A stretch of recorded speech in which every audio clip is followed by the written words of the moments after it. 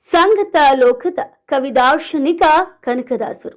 ಹೌದು, ಭಾರತದ ಭಕ್ತಿ ಸಾಹಿತ್ಯ ಪರಂಪರೆಯಲ್ಲಿ ಕನಕದಾಸರದು ಪ್ರಮುಖ ಸ್ಥಾನ. ಪುರಂದರ ದಾಸರಂತೆ ಕನಕದಾಸರು ಸಹ ಮಹಾಜ್ಞಾನಿಗಳು. ಅವರು ಬರೀ ಕವಿಯಷ್ಟೇ ಆಗಿರಲಿಲ್ಲ, ಸಮಾಜ ಸುಧಾರಕ, ದಾರ್ಶನಿಕ ಹಾಗೂ ಮಾನವತೆಯ ಸಾಕಾರವಾಗಿದ್ರು.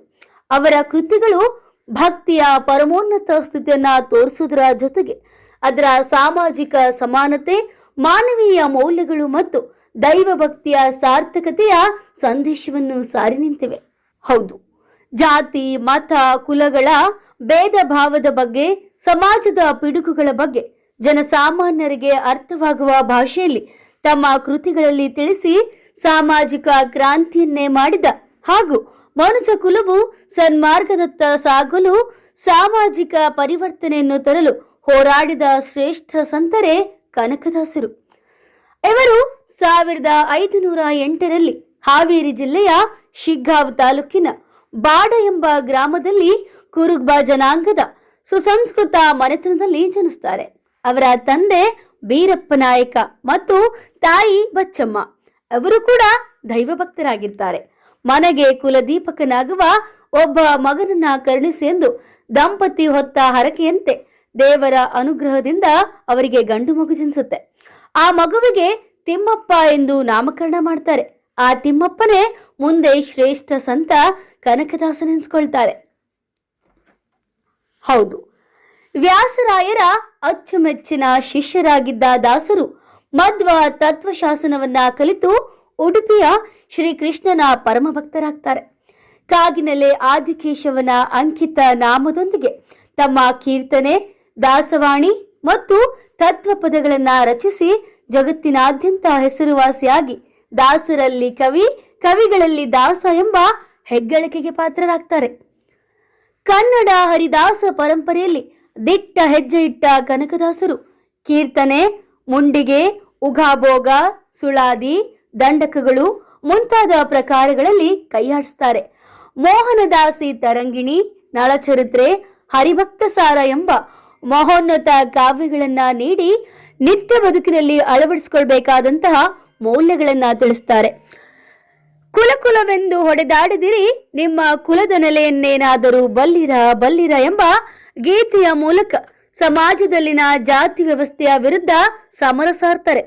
ಯಾವುದೇ ಜಾತಿ, ಧರ್ಮ, ಪ್ರದೇಶ, ಭಾಷೆಗೆ ಸೀಮಿತವಾಗದ ಕನಕದಾಸರ ವಿಶ್ವ ಮಾನವ ಪರಿಕಲ್ಪನೆಯ ಸಂದೇಶಗಳು ಸಾರ್ವಕಾಲಿಕ ಪ್ರಸ್ತುತಿಯನ್ನು ಪಡೆದಿವೆ. ಇಂದಿನ ಆಧುನಿಕ ಸಮಾಜಕ್ಕೆ ಕನಕದಾಸರ ತತ್ವೋಪದೇಶಗಳು, ಜೀವನದ ಮೌಲಿಕ ಸಂದೇಶಗಳು ಅಗತ್ಯವಾಗಿವೆ. ಅವರ ಕೀರ್ತನೆಗಳಲ್ಲಿ ಸಾಮಾಜಿಕ ಮೇಲು ಕೀಳು ಎಂಬ ತಾರತಮ್ಯ ಭಾವನೆಗೆ ಸ್ಪಷ್ಟ ಉತ್ತರವಿದೆ.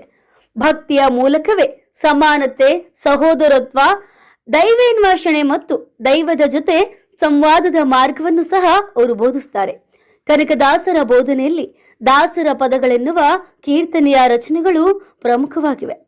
ಕನಕ ನಿವೇದನೆಯ ತತ್ವದ ಮೂಲ ಹರಿಭಕ್ತಿಯಲ್ಲಿದೆ.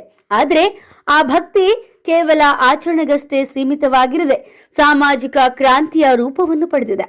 ಆತ್ಮ ಯಾವ ಕುಲ, ಜೀವ ಯಾವ ಕುಲ, ಪಂಚೇಂದ್ರಿಯಗಳ ಕುಲವ ಪೇಳಿರಯ್ಯ ಎಂಬ ಪ್ರಶ್ನೆಯಲ್ಲಿ ಅವರ ಆತ್ಮ ಸಾಕ್ಷಾತ್ಕಾರದ ಪ್ರಾಮಾಣಿಕತೆ ಅಭಿವ್ಯಕ್ತವಾಗಿದೆ.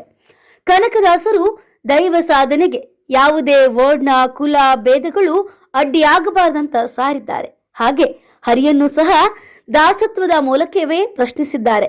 ಈ ಸಂಗತಿಯೇ ಅವರ ಬಾಗಿಲನ್ನು ತೆರೆದು ಸೇವೆಯನ್ನು ಕೊಡೋ ಹರಿಯೇ ಎಂಬ ಪ್ರಸಿದ್ಧ ಕೀರ್ತನೆಯಲ್ಲಿ ಅಂತರ್ಗತವಾಗಿದೆ. ಉಡುಪಿಯ ಶ್ರೀಕೃಷ್ಣ ದೇಗುಲದ ಕನಕ ಕಿಂಡಿಯ ಕಥೆಯೇ ಇದಕ್ಕೆ ಸಾಕ್ಷಿಯಾಗಿದೆ. ಕನಕದಾಸರ ಕಾವ್ಯದ ದಾರ್ಶನಿಕತೆಯು ಭಕ್ತಿಯ ಬಾಹ್ಯಾಚರಣೆಗಿಂತ ಒಳಗಿನ ಶುದ್ಧತೆಯ ವಿಷಯದ ಮೇಲೆ ತನ್ನ ನಂಬಿಕೆಯನ್ನ ಕೇಂದ್ರೀಕರಿಸಿದೆ.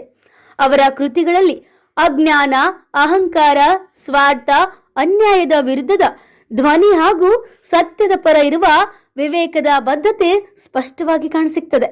ಇಂಥ ಮಹಾಪುರುಷರ ಜಯಂತಿಯ ಆಚರಣೆಯು ಕೇವಲ ಸಾಂಕೇತಿಕವಾಗಿ ನಡೆಯದೆ, ಒಂದು ದಿನಕ್ಕೆ ಮಾತ್ರ ಸೀಮಿತವಾಗದೆ ಅಥವಾ ಅದನ್ನ ಕಾಟಾಚಾರಕ್ಕೆ ಆಚರಿಸದೆ ನಿಜಾರ್ಥದಲ್ಲಿ ಅವರ ಸಂದೇಶಗಳನ್ನು ಮತ್ತು ಮೌಲಿಕ ಉಪದೇಶಗಳನ್ನ ನಾವು ಅಳವಡಿಸಿಕೊಳ್ಳುವಂತಾಗಬೇಕು. ಆಗಲೇ ನಮ್ಮ ಬದುಕು ಸಾರ್ಥಕ. ನಾಡಿನ ಸಮಸ್ತ ಜನತೆಗೆ ಕನಕದಾಸ ಜಯಂತಿಯ ಹಾರ್ದಿಕ ಶುಭಾಶಯಗಳು.